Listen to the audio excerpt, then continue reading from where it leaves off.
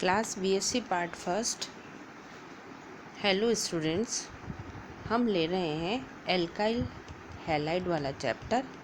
और उस alkyl halide के अंदर हमने लिए थे general idea of alkyl halide, preparation और इनकी केमिकल रिएक्शन। केमिकल रिएक्शन के अंदर हमने ली थी इनकी न्यूक्लियोफिलिक सब्स्टिट्यूशन रिएक्शन। इसी श्रृंखला के अंदर आज हम लेते हैं एलिमिनेशन रिएक्शन।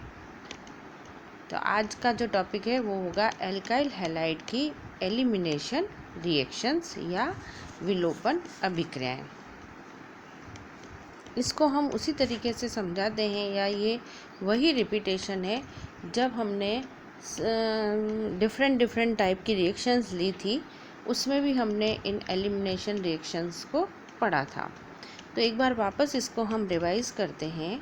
एलिमिनेशन रिएक्शन किसे कहते हैं कि जब रिएक्टेंट मॉलिक्यूल से दो परमाणु या फिर ग्रुप का एलिमिनेशन होता है या निष्कासन होता है, तो ऐसी रिएक्शंस को हम विलोपन अभिक्रियाएं कहते हैं।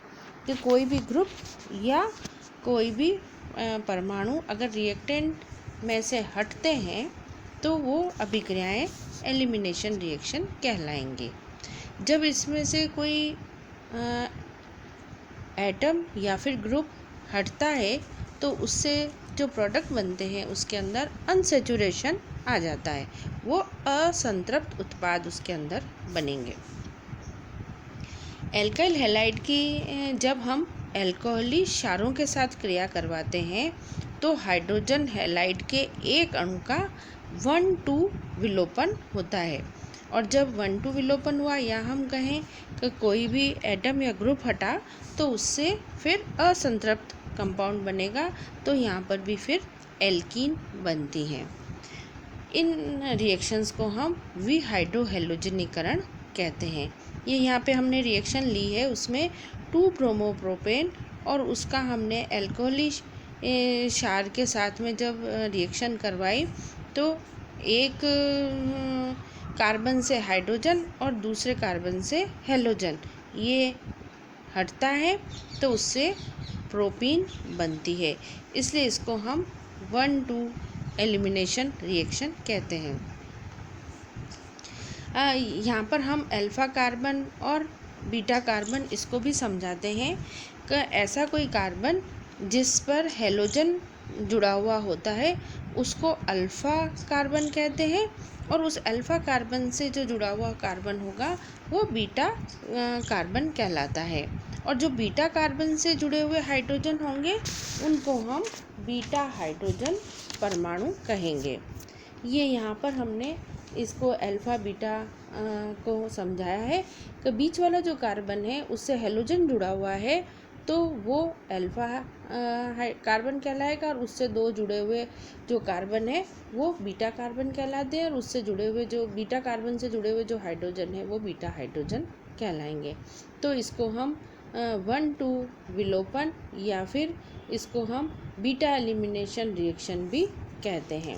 यहाँ हमने दूसरा एग्जाम्पल लिया है और वो है 1 ब्रोमोप्रोपेन, और उसके भी ये अल्कोहली क्षार के साथ जब रिएक्शन करवाते हैं तो प्रोपीन बनता है। यहाँ हम दूसरा एग्जाम्पल और ले लें 2 ब्रोमोप्रोपेन, तो उससे भी यही प्रोपीन बनता है। पर यहाँ पर क्या है कि जो बीटा कार्बन है उससे जो हाइड्रोजन जुड़े हुए हैं वो दोनों एक जैसे हैं। पर अगर हम एक कोई ऐसा एग्जाम्पल ले लें जिसके अंदर बीटा हाइड्रोजन अलग अलग तरीके के हों तो उस समय जो प्रोडक्ट बनता है वो वहाँ पर एल्कीनों का मिश्रण मिलता है, और मुख्य उत्पाद के रूप में वो एल्कीन बनती है जिसमें अधिकतम शाखाएं हों। जैसे हम एक एग्जाम्पल लेते हैं यहाँ पर, और इस एग्जाम्पल से हम इसको समझाएंगे। तो ये देखो, ये हमने एक एग्जाम्पल लिया है यहाँ पर CH3 CH2 CHBr, ये CH3 ये लिया है। तो इसके अंदर देखो जिस कार्बन से हेलोजन जुड़ा हुआ है वो तो अल्फ़ा हो गए, और इसके पास में दो जो कार्बन है वो बीटा कार्बन है, और उनसे जो जुड़े हुए हैं वो बीटा हाइड्रोजन है। तो एक तरफ तो 2 हाइड्रोजन है और एक तरफ 3 बीटा हाइड्रोजन हैं। तो यहाँ पर हमको एल्कीन का मिश्रण मिलता है और उसमें 2 ब्यूटीन और 1 ब्यूटीन ये मिलती है। पर जो ज़्यादा शाखित होगी वो ज़्यादा मात्रा में बनती है। तो यहाँ पर 2 ब्यूटीन हमको ज़्यादा 81% मिलती है और 1 ब्यूटीन हमको 19% मिलती है। इस रूल को हम सेट-जेफ नियम भी कहते हैं। इसको हमने पहले जब एलिमिनेशन रिएक्शन ली थी उस समय भी इसको लिया था, सेम उसी का ही यहाँ पर हमने वापस एग्जाम्पल लिया और इसको समझाया है। ये जो एलिमिनेशन रिएक्शन है ये 2 मैकेनिज़्म से होती है, E1 और E2 मैकेनिज़्म। जो E2 मैकेनिज़्म है वो एक ही स्टेप के अंदर कंप्लीट होती है और उसके अंदर ट्रांजिशन स्टेट बनती है। ये सारा हमने एलिमिनेशन रिएक्शन की जो ली थी पूरी, उसके अंदर भी इसको हमने समझाया था। दूसरी जो मैकेनिज़्म है वो है E1 मैकेनिज़्म। E1 मैकेनिज़्म जो होती है वो 2 स्टेप्स के अंदर कंप्लीट होती है और इसके अंदर जो वेग निर्धारक पद में केवल एल्किल हैलाइड का एक अणु ही भाग लेता है, इसलिए इसको हम E1 मैकेनिज़्म कहते हैं। और ये फर्स्ट ऑर्डर की एक अणुक अभिक्रिया इसके अंदर होती है। और इसका में एग्जाम्पल जो हम लेते हैं वो है टर्शरी ब्यूटिल ब्रोमाइड का जलीय अल्कोहल में KOH के साथ जब क्रिया करवाई जाती है तो आइसोब्यूटीन बनता है। ये एलिमिनेशन रिएक्शन E1 और E2 मैकेनिज़्म से कंप्लीट होती है। तो एलिमिनेशन रिएक्शन के अंदर E1 E2 मैकेनिज़्म और सेट-जेफ रूल यहाँ पर हम समझाते हैं।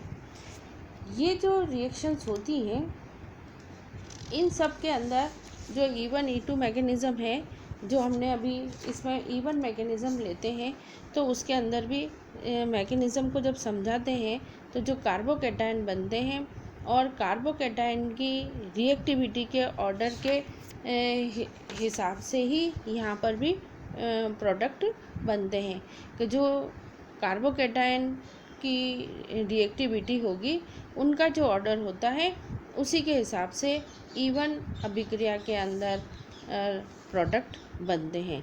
ये कुछ एग्जाम्पल यहाँ पर लिए हैं और उससे हमने इसको समझाया है कि कौन सा कार्बोकैटायन ज़्यादा स्टेबल होगा और किस तरीके से फिर एल्कीन बनती है। ये एलिमिनेशन रिएक्शन के कुछ एग्जाम्पल थे और एलिमिनेशन रिएक्शन को हमने यहाँ पर रिवाइज़ किया है। अब ये नाभिक स्नेही प्रतिस्थापन और विलोपन अभिक्रिया, इनके बीच में आपस में ये प्रतिद्वंद्विता चलती रहती है। इनको हम इनके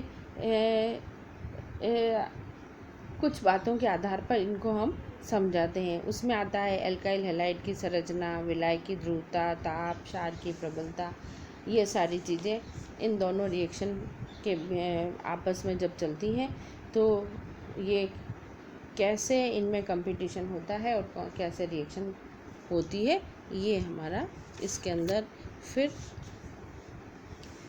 अगला टॉपिक इसके अंदर आता है कि इसमें नाभिक स्नेही प्रतिस्थापन तथा विलोपन अभिक्रिया के मध्य प्रतिद्वंद्विता। तो उसमें कई सारे फैक्टर अफेक्ट डालते हैं। तो उसमें हम लेते हैं एल्काइल हैलाइड की structure, polarity of solvent, temperature, क्षार की प्रबलता, ये सारी चीज़ें इनके प्रतिद्वंद्विता को समझाते हैं। Thank you.